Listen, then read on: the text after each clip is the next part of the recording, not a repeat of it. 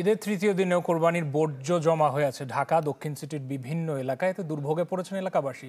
তারা বলছেন গেল কয়েক বছরের তুলনায় বর্জ্য অপসারণের কাজে গতি এসেছে, সে কথা সত্য। তবে পরিচ্ছন্নতা কর্মীদের অলসতা এবং বাসিন্দাদের অসচেতনতায় এই সংকট। তবে অপেক্ষাকৃত ভালো অবস্থা উত্তর সিটিতে। ঈদের তৃতীয় দিনেও জমে আছে কোরবানির পশুর বর্জ্য। দুর্ভোগে ঢাকা দক্ষিণ সিটির বিভিন্ন এলাকার বাসিন্দারা। দুপুর গড়ালেও এমন চিত্র দেখা যায় পুরান ঢাকার কাজী আলাউদ্দিন সড়ক, বংশাল, ধোলাইখাল, সূত্রাপুর সহ বেশ কিছু এলাকায়। পড়ে থাকা কোরবানির পশুর উচ্ছিষ্টে দুর্গন্ধ ছড়ায় আশেপাশের বাসাবাড়ি, খাবার হোটেল সহ পুরো এলাকায়।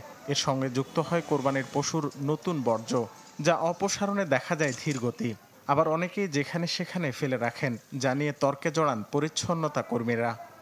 আইলেনে মূল্যানে মলে তুই যায়, এই আমরা জিজ্ঞাসা করলে মনে করেন এরা ওই বেতন দেয়, এন দেয়, জারি মারে আমাদের। এরা যদি ভালোভাবে পরিষ্কার করতো তাহলে তো আপনার এইভাবে থাকতো না। ঢাকা দক্ষিণ সিটির হাজারীবাগ এলাকায় এখন প্রায় 1টা বেজে আসছে। এখনও পরিচ্ছন্নতা কর্মীরা রাস্তায় কাজ করছেন এবং সাধারণ মানুষ চলাচল করছে। তো আমরা একটু জানতে চাই যে তাদের এই কাজ এত দেরি করে হচ্ছে কেন। আচ্ছা ভাই, আপনি কয়টা থেকে কাজ শুরু করেছেন? আমি সকাল 6টা থেকে আসছি। সবাই এক নির্দিষ্ট সময় ফেলায় না, সবাই কিছুক্ষণ পরপর ফেলাইতেছে, তো এই জন্য ময়লাটা একটু পরপর ভিড় হইতেছে। ঢাকা উত্তর সিটি কর্পোরেশনের অবস্থা অবশ্য অপেক্ষাকৃত ভালো। বর্জ্য ব্যবস্থাপনা নিয়ে সংবাদ সম্মেলন করে 2 সিটি কর্পোরেশন। আগামী বুধবার পর্যন্ত কোরবানির বর্জ্য অপসারণে গুরুত্ব দিবে উত্তর সিটি।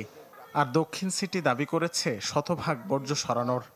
সকালে বেশ কিছু জায়গায় আমি দেখেছি ময়লা মানে জমা রেখেছে এবং সেখানে সাথে সাথে আমাদের কর্মীরা সেই ময়লা কিন্তু নিয়ে যাচ্ছে। এখন আপনি যাবেন কোথাও, কিন্তু অন্তত কোরবানির ময়লা নেই।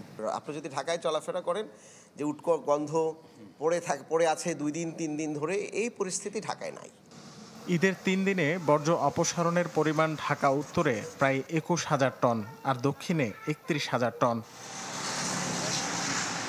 রাকিব হোসেন, চ্যানেল 24, ঢাকা।